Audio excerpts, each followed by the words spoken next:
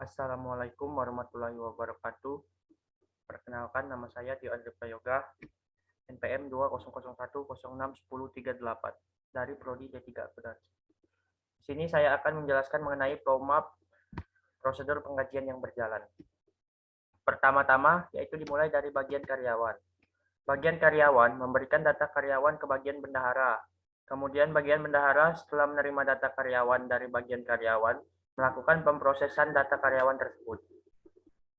Setelah data karyawan tersebut dinyatakan valid, bagian bendahara membuat data karyawan yang valid tersebut menjadi 2 rangkap. Rangkap pertama diberikan ke bagian pimpinan untuk dimintai persetujuan dan rangkap kedua akan disimpan sebagai arsip data karyawan.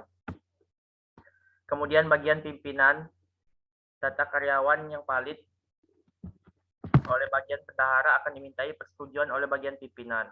Kemudian setelah disetujui oleh bagian pimpinan, maka data karyawan tersebut akan dikirimkan kembali ke bagian bendahara. Kemudian selanjutnya pada bagian sekretaris. Sekretaris membuat daftar kehadiran. Kemudian rekapitulasi kehadiran karyawan. Setelah itu bagian sekretaris membuat kehadiran karyawan yang valid 2 rangkap. Rangkap pertama akan disimpan sebagai arsip data kehadiran karyawan dan rangkap kedua akan dikirim ke bagian bendahara. Kemudian pada bagian bendahara, setelah menerima daftar kehadiran karyawan yang valid dan telah di-ACC oleh pimpinan, maka bagian bendahara membuat daftar gaji dan menghitung gaji. Selanjutnya yaitu bagian bendahara membuat daftar gaji karyawan 2 rangkap. Rangkap pertama akan dikirimkan ke bagian pimpinan untuk dimintai persetujuan dan rangkap 2 akan disimpan sebagai arsip daftar gaji. Kemudian pada bagian pimpinan, daftar gaji karyawan yang telah dikirimkan oleh bagian bendahara akan dimintai persetujuan pimpinan.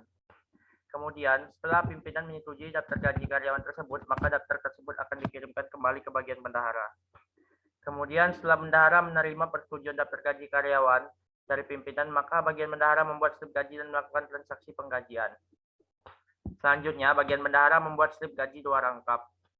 Pertama yang akan disimpan sebagai arsip slip gaji dan rangkap kedua akan dikirimkan ke bagian karyawan. Itu saja yang dapat saya sampaikan. Bila dan kurang mohon maaf, pada Allah saya mohon ampun. Terima kasih. Wassalamualaikum warahmatullahi wabarakatuh.